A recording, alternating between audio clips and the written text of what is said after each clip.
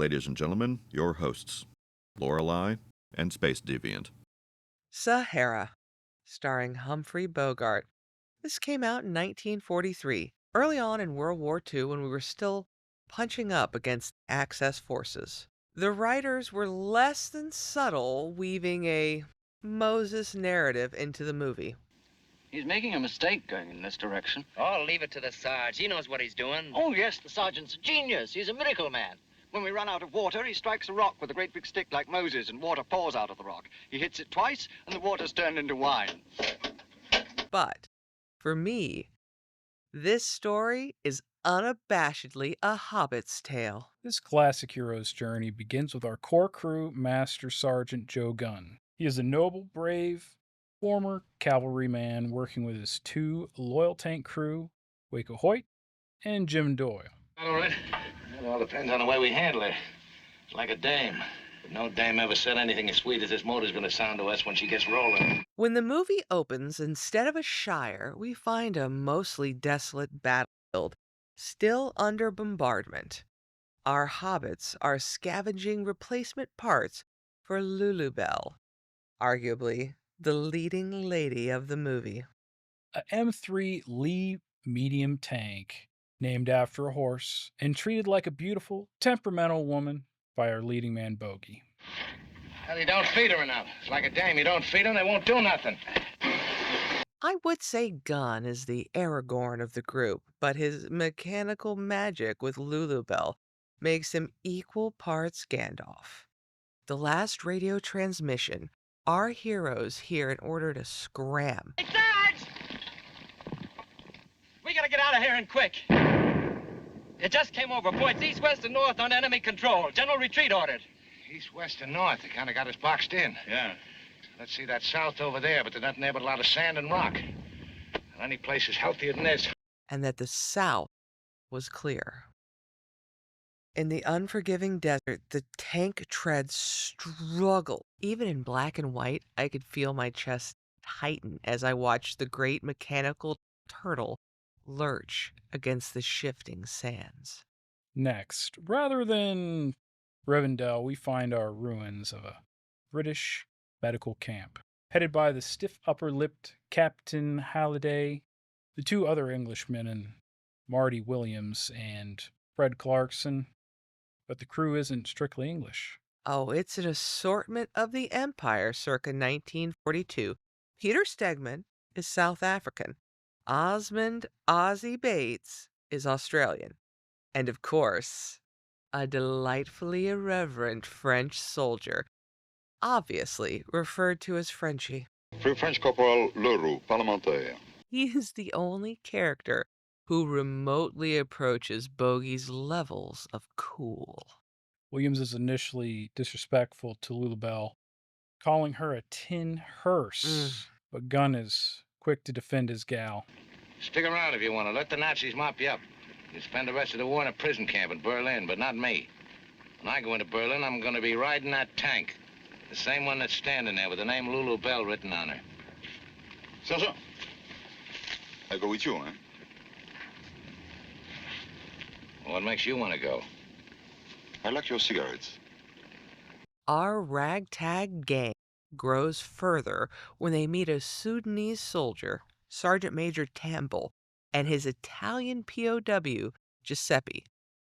One of the darkest points in the entire movie is when Gunn begins to abandon Giuseppe to the desert. We've got to take them with us. We can't leave them here to die. If we ask the men, I'm certain they'd agree. They'd agree now, but what about when they're starving to death and dying of thirst? That's why you put me in command, to look ahead. But this is a matter of a man's life. You're wrong, Doc. It's a matter of the lives of 10 men. We've got a long way to go, and we need every crumb of food and every drop of water. Citing a lack of supplies, we get to see our crew giving Gunn sidelong glances. Wondering if any of it is truly worth fighting over, if we abandon Mercy. After a few moments, the tank slows, and we see the elated men motion to the struggling Italian to hurry and join them on the rolling life raft, relieved to have retained their humanity. As Tamble is leading them to a nearly dry well, they are strafed by a Luftwaffe pilot. Hold your fire. Why don't let the blighter have it? Squash him like a fly on a window Now, pane. keep your socks on. Let them think we're out of ammunition. And Clarkson is mortally wounded. Did you get him? Yes. Don't try to talk now. We'll fix you up all right. Lulu Bell's guns shoot down the Saruman of our story, but the treacherous Captain von Schlau parachutes to safety. No, he did not bail out of a P-51 Mustang. Shh. Don't look at the Mustang. Shun the non-believer. Wegen Rasse. He doesn't want to be touched by an inferior race. Oh, tell him not to worry about his being black. It won't come off on his pretty uniform. Go ahead and search him. They arrive at the well in the middle of a sandstorm. Hey, you're straight ahead. Real Crumba! Come on down, you guys. Everybody take cover inside. And when the nearly dry well is discovered, the men work to collect all that remains of the dwindling water supply. Pull it up slowly. Careful. Beautiful scene. And the actors are able to impress upon us the importance of every drop of the precious resource. Now, as they are delayed, they're approached by a scouting crew of African corps troops. Moving fast. German scout car. Well, keep your eye on them and keep down so they can't see you. I love that this is so early in the war that we didn't even have any of the real German versions of this. So the vehicle itself is actually an American half-track in crowd face. After this encounter, our story evolves from an organized retreat to a Thermopylae-style last stand. Ask him what regiment. Welches Regiment? Through interrogating the two surviving Germans, our heroes discover that a 500-man mechanized battalion of Germans are in desperate need of water, going 70 miles out of their way in order to visit the well they now occupy. Well, nobody minds giving his life, but this is throwing it away. Why? Why? Why did your people go about their business in London when the Germans were throwing everything in the book at them? Why did your little boats take the men off the beach at Dunkirk? Why did the Russians make a stand at Moscow? Why did the Chinese move whole cities thousands of miles inland when the Japs attacked them? Why Bataan? Why Corregidor? Maybe they were all nuts. There's one thing they did do. They delayed the enemy and kept on delaying him until we got strong enough to hit him harder than he was hitting us. I ain't no general, but it seems to me that's one way to win. In an extraordinary speech, Gunn elicits our patriotism at the mention of Dunkirk, Bataan, Corregidor. All losses, but at a hell of a price. We know what Gunn wants to do, but he doesn't order them to die. I look at it this way. Because it is 100 to 1 shot, because it's so much more than line of duty, because there's so little chance of any of us coming out of it, I felt I ought to put it up to you. You all got families at home, wives, mothers, and sweethearts. I ain't got none, so it doesn't matter about me. I know how you feel about it. Maybe having none, I know it even better. Whatever you decide, you better decide quick. He gives them their agency, as is befitting free men of the West. All his men agree to stand with him, and Frenchie maintains his cool with the ultra-French response of, What about you, Frenchie? I still like your cigarettes. Waco. Sam and Frodo's leggy cousin volunteer to take the Germans' half-track in hopes of reaching the British lines and returning with help. In what I feel is the most American moment in the entire movie, Waco bets Doyle that he will make it, handing him a 10 spot, which, adjusted for inflation, is about $200. Pretty sure of yourself, ain't you? Yeah, I like to travel. It broadens the mind. I wish you wasn't so cocky about it, Waco. Oh, you think I can't make it? I ain't saying. I'll take a bet on it. Even money? Why not? I got an even chance of getting there. I'm eating British mess tomorrow morning. Here's a 5 says you won't. All right. Here's 10 says I will. Well, that's a sucker bet. Well, if I lose, I won't need the 10. Casually stating, if I don't win, I don't need the money. My goodness, I do love my Texas-style chads. Later in the movie, Giuseppe discovers the German pilot is only pretending not to understand English. But he doesn't immediately tell the other allies. You speak English? Still coming our way? Headed straight for us. All right, watch him. We know at this moment he isn't going to survive the story. Later, during a bombardment, he turns against the Nazi and gives him a well-written what for. Now is the time. We must reach the German camp to tell them there is no water here. No. Denounce me then. Italians are not like Germans. Only the body wears the uniform and not the sword. Mussolini is not so clever like a Hitler. He can dress his Italians up only to look like thieves, cheats, murderers. He cannot, like a Hitler, make them feel like that. He cannot, like a Hitler, scrape from their conscience the knowledge right is right and wrong is wrong. Only to be summarily beaten and stabbed in the back. Giuseppe does live long enough to alert Gunn to the pilot's escape.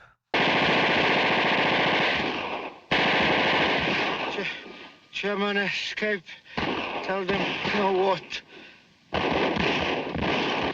Tambul takes off their von Schlau, smothering him face down in the sand, preventing him from revealing the precarious situation to the enemy.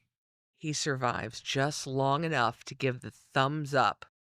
The enemy was dead, and their secret was still safe. Our heroes are surrounded.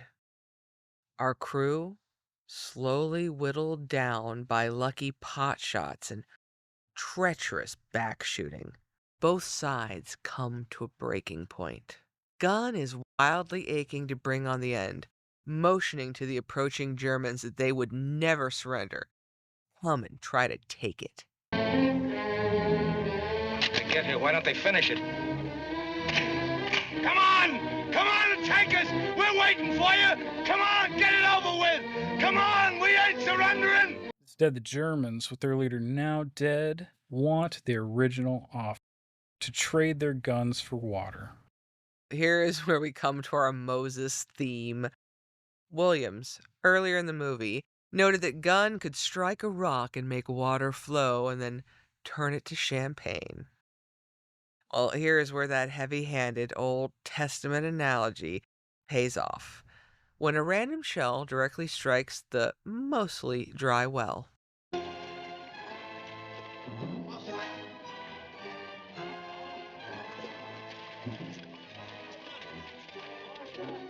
It's full of water. Shells opened up the well. Unbeknownst to Gunn, a direct strike fracked the formerly dry well, which is now overflowing.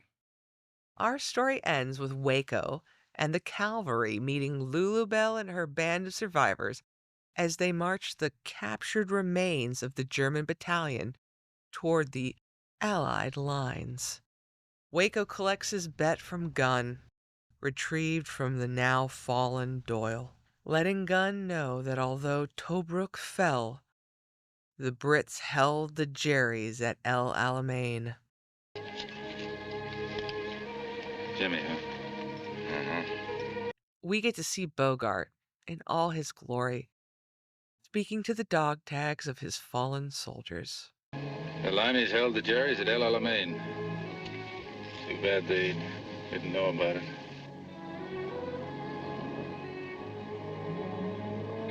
Yeah.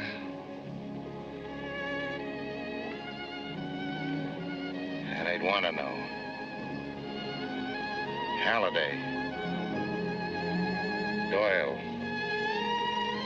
Tambul, Williams, Stegman, Frenchie, Clarkson.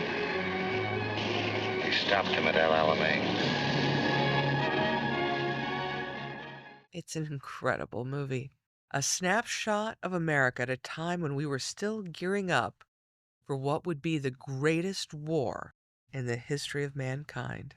Both a movie to drum up recruitment and thumb the American nose at the then new enemy. Tightly written, well acted, and shot in such a way that over 80 years later, it's still a beauty to behold. Sahara is the kind of movie that is so much more than a sum of its parts and will still be watchable in another 80 years. You know, I'm generally all for religious stuff being put into stories for the most part, but they were working so hard for that Moses analogy that legit did not need to be there. No. It was cool. 1940s America. Yeah, I mean, it was fine. Like, it was cool to have it, like, it was cool to have him hit water. You know, like, it wrapped up the story. It's an American story. Yeah, it was a hero's So, journey. 1940s America, of course, we're going to pull in the Protestant, American, we're going to have a huge miracle. tale. Yeah, we're going to have a miracle tale. I can't say that I don't like that, especially for what filmed in 1942. Like, probably started not long after the attack on Pearl Harbor. Humphrey Bogart swinging in. And it mentions, like, it has that Brooke ended by the fall of Tobruk with being held by El Alamein. So, I mean, it's set in 42. So it's set just a year before it came out. Very clutch. It's very of its era. Like you said, it's very American. Yeah. They jumped on that wave of victory. Trying to pitch victory. Yeah. You know, you're trying to convince Americans, you're trying to convince American boys to sign up and risk their lives to win this. And I mean, I think that's admirable, obviously, both. Yeah. It is it's a classic Western tale. Which were huge at the time. Westerns. Well, not just Western, but I mean Western, like, in the hero's journey since well, when did the Hobbit's tale come out? You know that better than I do. Because those were all that was based off of the experience in World War I. Yeah. I want to say it was like 1920s, something like that.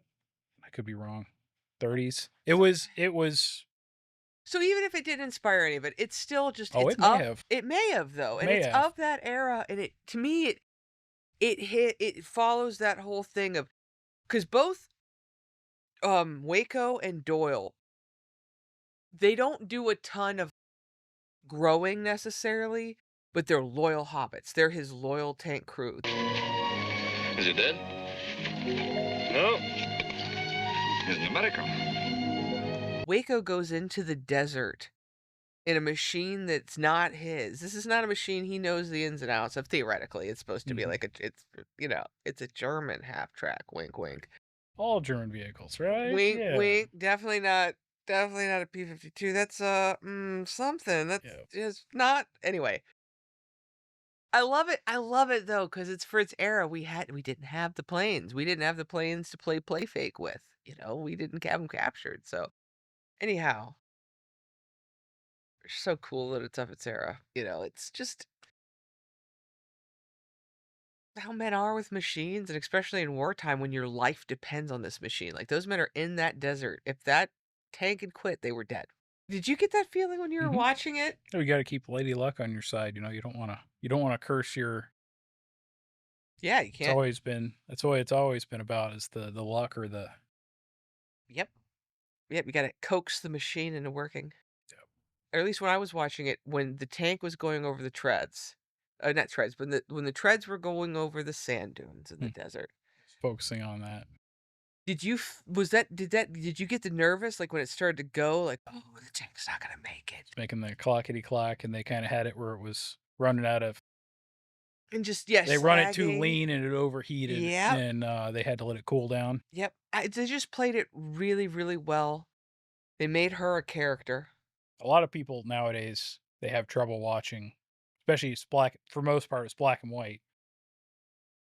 I guess if you can get around that, I mean, they have a recolorized version. But even still, nowadays, if it doesn't have CGI in it, a lot of people just refuse to watch it. See, to me, like, it holds up better because it doesn't have CGI. I don't want to skip things that we're talking about, but when we were watching the I Am Legend one, which was 2007, the 2007 CGI was so bad with those white-faced, creepy zombie ghosts. It took me out of it. Yeah. But at least with this, it was little models, for them. But I know what you're saying. Not everybody's going to watch it, but the people that will watch it, knowing that those scenes were filmed on cameras as heavy as V8 engines that had to be wheeled out on trucks, on special, to get those shots in the California desert. I find the whole affair beautiful. Well, who was your favorite character? Oh, I mean, Frenchie was great, of course. He was like, oh. What are we to do with this new prisoner, mon sergeant? There is no doubt we have too many in this tank. Here is another mouth that asks for water. Oh, I don't mean we can leave him here in this desert to die. My heart, too, is very soft for this Nazi. Suppose you let me have a little talk with him. Huh? I'll march him behind the hill. There. When you're ready to go, I'll come back. Alone. Corporal, you got a lot to learn. This is a Nazi. Maybe you'll find out. It's like a mad dog. A little bit devil may care, but of course, as the French do. Yeah. That's and personified. The way he died.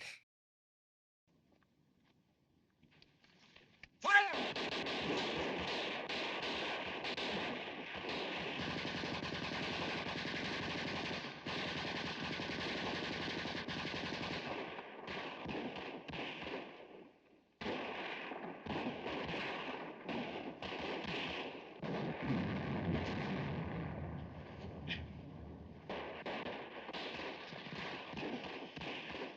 Frenchie was right.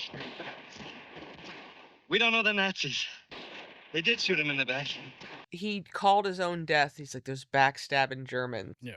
And then he ends up getting shot in the back doing a parlay with him. I still like your cigarettes. I mean, that was just so... That was the one time he showed any kind of overwhelming thirstiness, is when they first met up at the dilapidated hospital camp. And he's hard staring Bogey. And Bogey gives him that... What are you looking at? Oh, help yourself. Merci bien. American cigarette, I haven't seen for a long time. Pass them around. At least for me, it's like I know they're a well-supplied tank, American-wise. There's probably plenty of cigarettes, even if there's not plenty of food and water. There's like tons of smokes in there. It's World War II. Yeah, because I don't think they run out of smokes until the very end of the movie when Bogey asks Waco for a cigarette once they meet them. There's a crummy-looking bunch of jokers you got here. How'd you get them? Well, they just walked in. I see you whittled them down a bit. They whittled us down, too. That's an American thing. Our supply lines were great.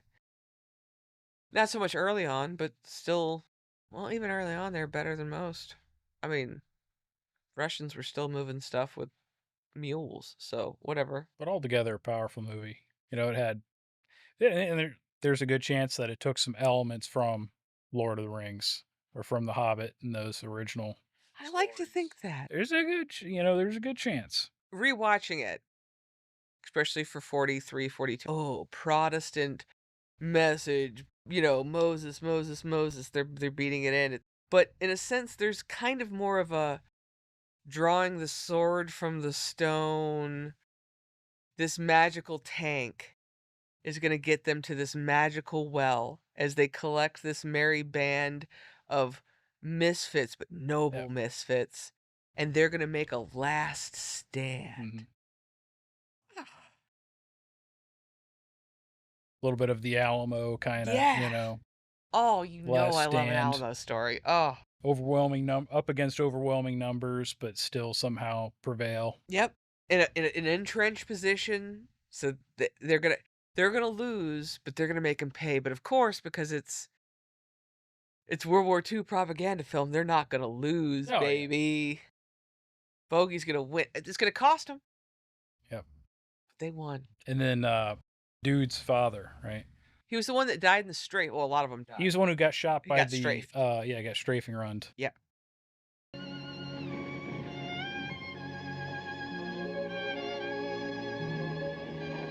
Oh, Kathy.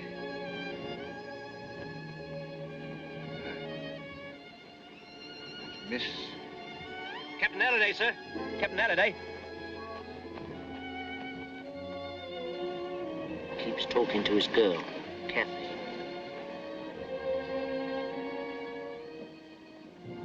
And he looks like his son. Like him, yeah. Yeah, you can see it. Yeah, well, that's just like your opinion, man. He's not sipping a White Russian, but he definitely...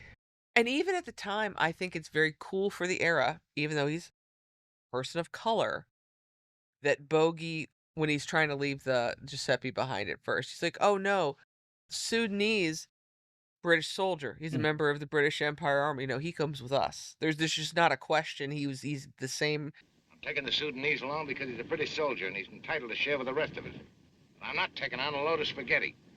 The Empire rank and us being in cohorts with it, it was beautifully seamless. Even when Major Williams, the doctor, tells his boys, why don't you pick up all the canteens and bring them to me? Just a second. We've got our own officer here. I'll take my orders from him. I'm glad you brought that up, Williams.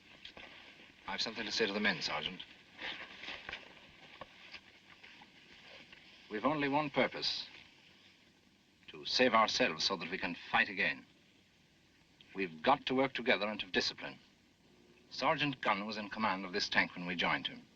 He's an experienced soldier, and it seems proper to me to ask him to continue in that capacity. I shall confer with him on the safety and conduct of the expedition, but immediate authority will rest with him. My canteen, Sergeant. Gunn's in charge. Yes, we're in disparate groups, and I'm going to advise him, and we will talk, but he's in charge. This is his tank. You don't see that anymore, even in basic Star Trek. In the past several Star Treks, you don't get even the most basic element, military rank and order file. You get a bunch of girl boss nonsense and their feelings. That right there with the Sudanese, the British, the Australian, the whole ragtag, the French, and all coming together into the American tanker. That's the perfect encapsulation of World War II, which went on to make what Star Trek was supposed to be about, this idea that any number of peoples, competent, purposeful people, if they're well trained under the same order, could work together in any given set of circumstances. And the original Star Treks, I'd have to say up until Deep Space Nine, and even I love the prequel one with Scott. It kept some semblance of it, but yeah, it's always been liberal. No. Yeah, a little bit. Okay, it's the first mixed kiss on screen. But that got it canceled. But of course it's liberal. Okay, it did. Here's the thing. It was liberal, and it did absolutely give credence to liberal ideas and flesh them out. But it equally fleshed out the conservative concept. When they fleshed out both sides of the argument, you could be sitting with somebody and one of you could side with one set of aliens and one of you could side with the other set of aliens and be... Well, and aliens were part of that federation, so they were all working together. So, for instance, you have Spock, and you have, later on Worf, and you have all these different alien races who even in the very first one were a part of... Oh, no, you're right. But I'm talking about the flavor of the weak alien. When they wrote the episode correctly, which was usually, you could see why both sides did what they did. Even if one side was oppressing the other, it made sense because of XYZ on both sides. We're talking about a time when it wasn't being pushed as hard as now it is today, where you try to divide a liberal and a left and a right. It was more of a... That's my point. It was good centrist, writing. You were right. Being American, but we believe in a future where everybody is working together towards the betterment of mankind. Yeah, it goes down to betterment of people in general. Wrong. It's not even just mankind. The betterment of people and space. Exploring the idea. It's taking the idea and being like, you know what?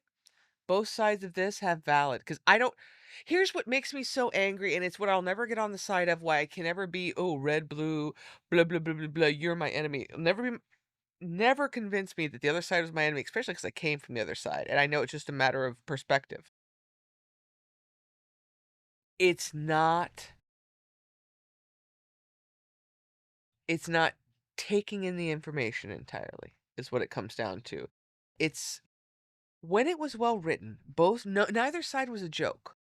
When I look at like a lot of modern TV, the conservative side is just a puppet bad guy. It's not even well written, it's not fleshed out, it's not believable, it's not anyone you could stand with. And it never should be like that. The same way as I don't want my Revolutionary Guard shtick character to be a puppet either. I don't want him to be an easily hateable shtick. I want a well fleshed out character that I believe they're doing what they're doing because they care about it. See, that was the thing about the German character, the Luftwaffe guy. You want a real character, not a puppet. You believed, oh, okay, that's what a German Did you World not War II believe German. him? Yeah. Yes. I mean, his German wasn't very good, but semi-German. Judgy because you knew a little bit, but his semi-German, blonde-haired, blue eyes, and his grandmama knew a little bit of German. He semi-pulled whatever. his German accent, but hey. But it's fine. It was the P-51 he fell out of. I mean, no, shh. That was a. But the character wasn't a joke. I believed him.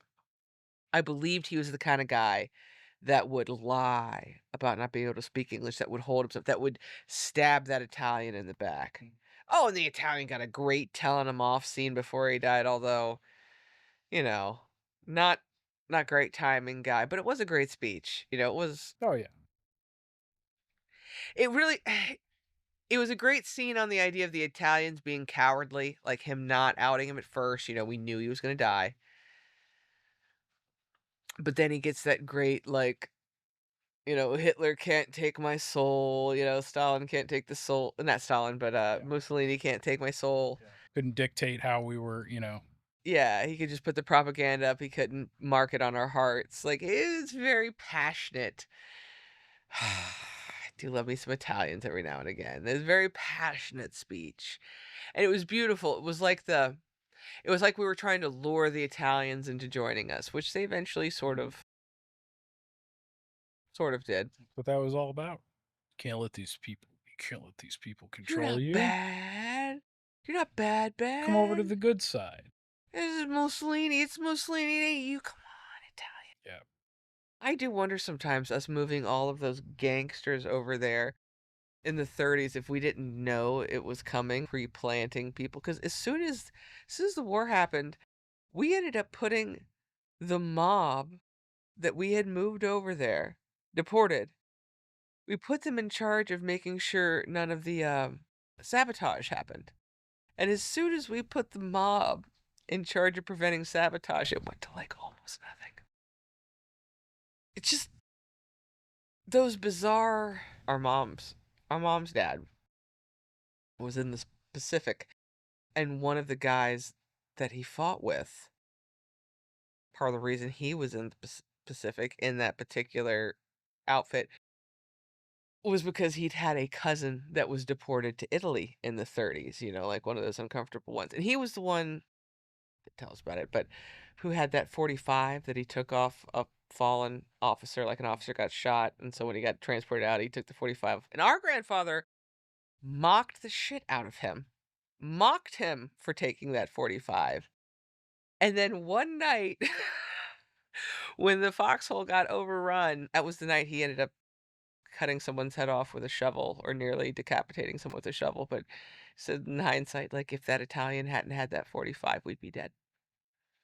So if the urge comes to take a 45, do not let a little shit-talking German kid talk you out of it. All right, you go with that initial Chad urge, and you take the 45. How it's all arranged, at the very beginning, you go into this. They're being bombarded, and they're trying to get Lulabelle. And Lulabelle's a character. Williams talks shit about her, and you watch Bogey, and Bogey being the actor he is, he's starting to get mad about it. Tin Hearse. You're not going to talk about my girl like that? No, this is my Lulabelle. Well, he won't get anywhere in that old scow. As soon as it's daylight, they'll blast the gizzards out of her. Oh, I'm sorry you feel that way about her. She's a good tank, and a good tank with a full crew's got a lot better chance than a bunch of men on foot. That's a matter of opinion. Well, they'll get you sure. We get some of them first. For what they did to the hospital. I'd sooner stick it out here than run away in a tin hearse. Now, wait a minute, Professor. There's just 3 things wrong with that statement. First, we're not running away. We're obeying orders. Second, she's not made of tin. And third, she's no hearse. She's an M3 air-cooled job that can cross 200 miles of the desert as easy as you'd walk around that Piccadilly Circus of yours. America, built to last. That's right. No, that's right. They'll be flying that flag all night. Red, white, and blue. Thank you for joining us here today. We really do appreciate your time. I'm Lorelei, and this is Space Deviant. And together we are Southern Fried Cinema Siblings. And remember, most important story is the story you tell yourself, so Make it a good one. Mm-hmm. Oh. You're still here, are you? Well, why don't you make yourself useful? Click the share button. Click the subscribe button. May as well go ahead and click for the next episode, too.